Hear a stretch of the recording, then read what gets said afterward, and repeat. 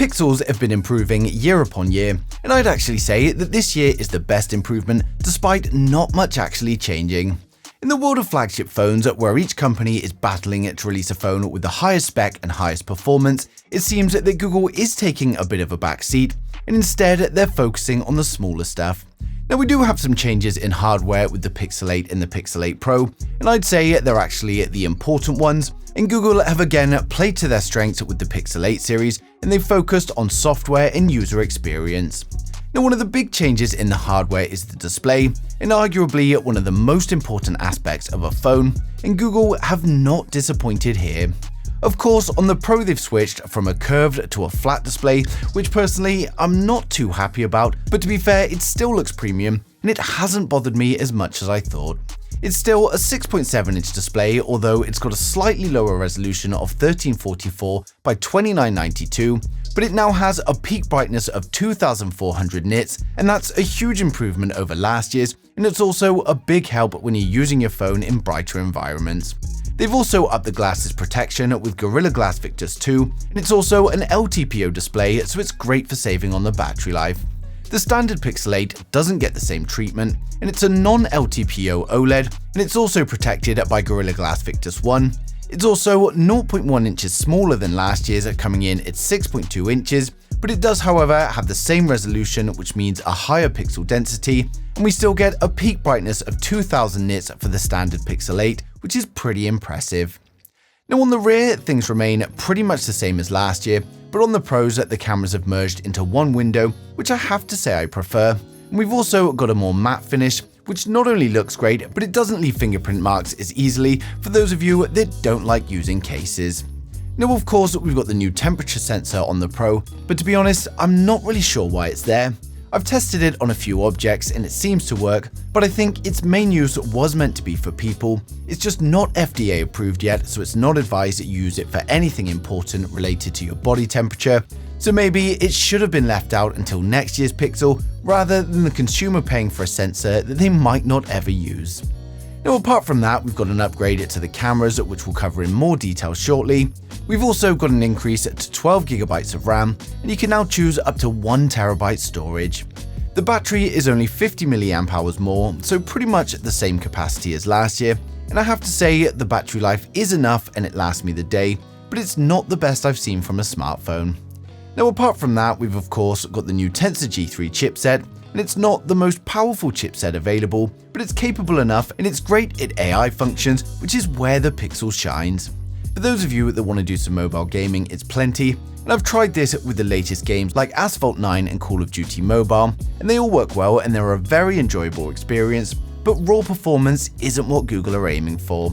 They're aiming for a phone that just works for everyone, one that takes good photos and videos, that works well with your social apps and browsing, and also provides plenty of Google Assistant and AI features to make your day-to-day life easier. Now, the main focus this year seems to be on the camera performance and features, and to be fair, that's the main use for a lot of people, so it's a good area to focus on. Now, there's some minor changes in hardware to the Pixel 8 series with the cameras, and again, it's a 50-megapixel primary camera with the same specs, but the apertures change from f1.9 to f1.68, and this means it should do better with light capture, as well as more depth of field.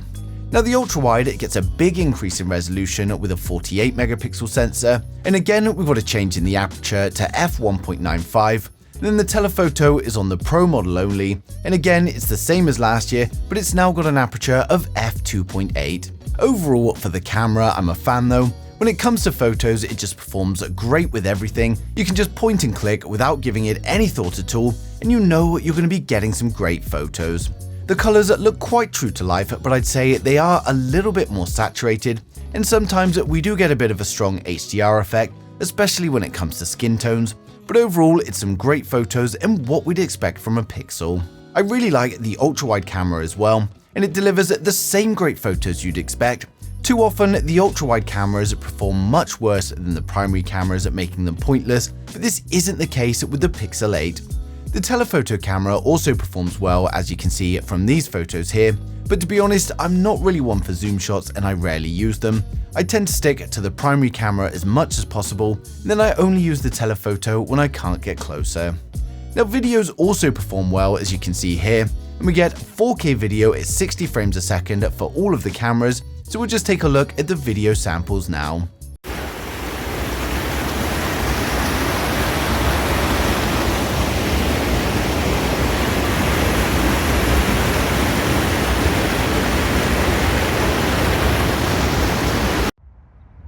So this is the rear facing camera, 4K 60 frames a second. Just do some walking, you'll see what the stabilization's like.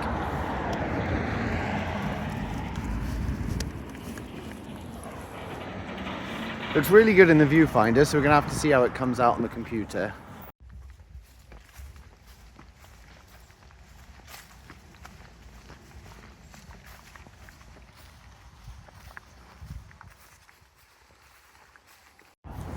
This is a video from the front-facing camera. Again, it's 4K, 60 frames a second. Looks good in the viewfinder, so I'm gonna have to wait and see how it looks on the computer. But overall, looks like good performance from the selfie camera video. So as I said, the main focus or selling points this year is in the software and the features, and a lot has gone into photo and video editing on the Pixel itself. For those who want the perfect photo, we've now got a new feature called Best Take, and I actually found this to work impressively well. If you take multiple photos of a person or a group, the phone is then going to recognize that you've got multiple photos of the same shot, and it then allows you to switch the faces in post from one of the other photos. Now this means if someone had their eyes shut or they were just doing a weird look, you can correct it and take their face off the other photo without changing anyone else's, and even if the head, the neck or the arms are in a completely different position, it's going to stitch it on pretty neatly. One thing I would say here though is that if the head position is completely different, well, it looks fine zoomed out. If you zoom in, you will see it's been edited, so I would try and keep people in relatively the same position.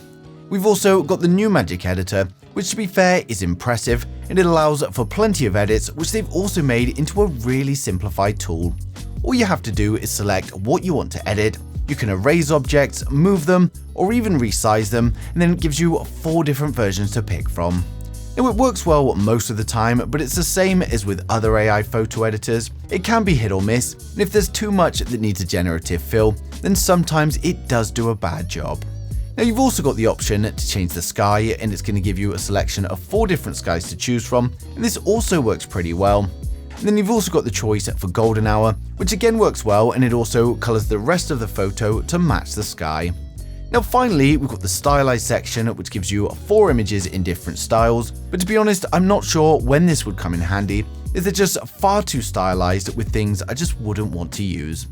And we also get improvements to the other tools like Photo on Blur, Magic Eraser, and then they've also introduced the new Audio Magic Eraser, and this lets you reduce background noises or any other unwanted noises from your video. Now when using it, it's going to list the noises and you can pick and adjust the levels, and I think it's a much better way than being automatic, but again, it's a bit hit or miss whether it works. I find it's great for cutting out mild background noises, and I even did a test where I was knocking on the table, which I was able to fully remove, but I was then talking while tapping on a glass, which again I was able to remove, but it also affected the voice.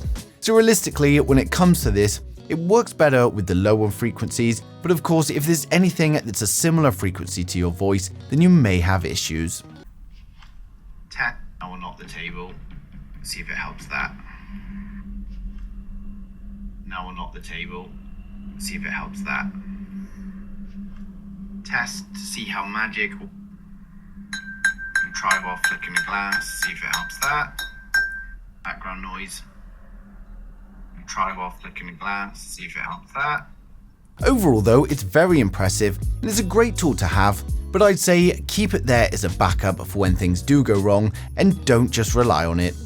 Now another great bonus to the Pixel 7 is the 7 years of software updates, which really brings peace of mind, and it's more than anyone else is offering. Not only is this great for the Pixel users, but it should hopefully push other manufacturers to do more as well.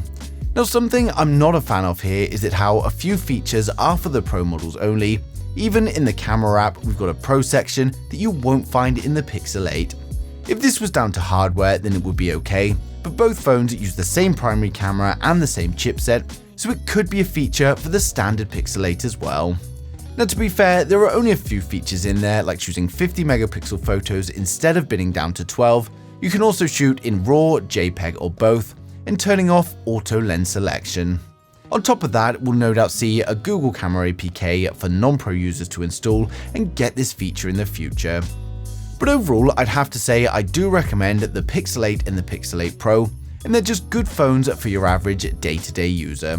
For browsing the web, looking at socials, taking photos, and even playing games, it's going to perform incredibly, and it just delivers a good overall experience, which is what you want from your phone. Now, previous Pixels have had issues with the fingerprint unlock, and I haven't had any with the Pixel 8 or the Pixel 8 Pro, but it is still an optical scanner, and although it does work well, it's not the fastest I've seen. But if you look here, it unlocks the phone fast enough. It's just not as fast as an ultrasonic scanner. Face Unlock also works well every time, and I've been using it a lot.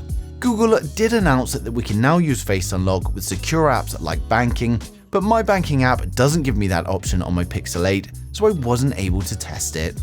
I also had the problem with the buttons falling out on my Pixel 7 series within a week, and thankfully that hasn't happened this time round, and it does feel much better built. Now, for those of you coming from a Pixel 7, there's probably no need to upgrade.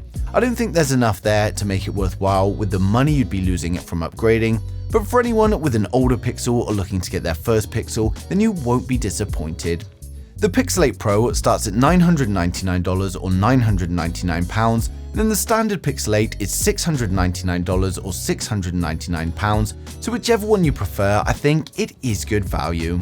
For me personally, I prefer the Pro for the larger and brighter display, but if you don't like the big displays or you want to save some money, then the standard Pixel 8 has most of the same features, and it's just missing a telephoto camera. It's got a slightly dimmer display, which isn't LTPO, and it's also got less RAM and a smaller battery, along with a few software features missing. So that's it from me today, but as always, if there's anything I've missed or you've got any questions at all, then just leave them in the comments and I'll get back to you as soon as I can. But thanks for watching the video. If you liked it, smash the thumbs up. If you didn't, hit the thumbs down twice, and I'll see you guys in the next one.